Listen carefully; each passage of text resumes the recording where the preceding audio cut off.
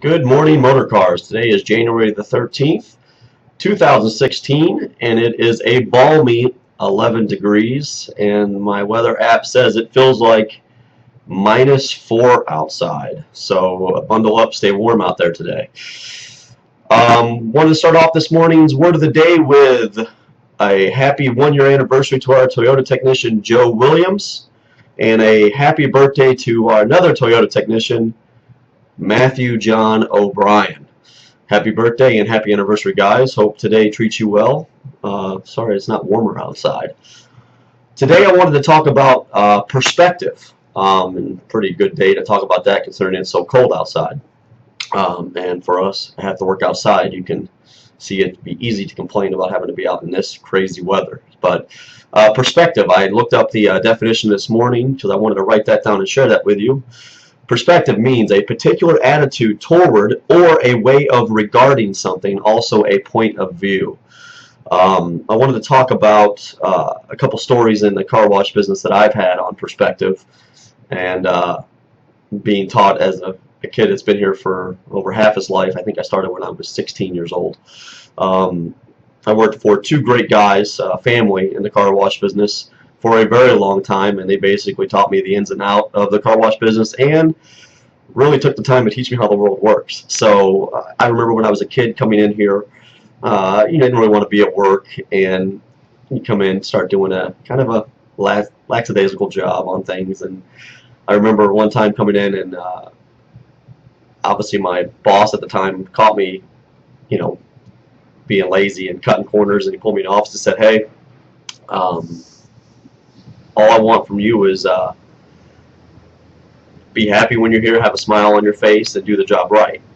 And at that time, I couldn't take this constructive criticism very well, so I went outside and started, being even more upset that someone, reprimanded me and gave me constructive criticism, not realizing he was actually taking the time to try to make me something more and do a better job. But so he pulls me back in the office and says, after he catches me being lazy again, says to me, "Adam, I can tell you're not happy that I pulled you aside and I reprimanded you. But if I'm taking the time to make you something more and teach you how to do things the right way, you should be happy about that. What you should be concerned about is the times I don't pull you aside and teach you how to do things." So at the time, being a kid, that didn't obviously catch on to that, but as I've gotten older, now I'm 35, I think about that all the time when I am giving constructive criticism or reprimanding somebody, to do the proper follow back on things. So especially for you managers out there and shift leaders or what have you, make sure you follow up, and if you're going to give constructive criticism or reprimand somebody, and if you still see it's affecting your job, don't hesitate to pull them back in and say, "Hey, this is why I've given you the feedback or constructive criticism." That story happened almost 15 years ago with me, and it was really something. It's made an impact on me almost 20 years later. And the other story I wanted to share was with my other boss. I would come in all the time, and I'd be the guy that liked to tell the stories of he said, she said stuff. And this just, I could tell it must have worn on him, because he pulled me in one day and I was getting ready to do the drama of the day. And he says, "Adam, all I want from you is good morning with a smile on your face. And if these people are complaining, don't like their job, if they're not complaining to me, then I really don't care." And I really like that, because I always now try to come in the morning to all my employees and be happy and say, "Good morning, have a smile on my face." Because if it starts with me and I'm happy about coming into work and want to laugh and joke around, have a good time, I believe that really rubs off on my employees. I do that all the time, and we have a pretty laid-back atmosphere, and it's amazing the productivity I get from my employees when they're not worried about being micromanaged and things like that. And the last thing I remember with these two great former employers was the time came when we were switching over ownerships, and my former boss pulled me in the office and said the one thing that I tried in all my time in the car wash business was to make it never feel like work It was almost like you were coming home.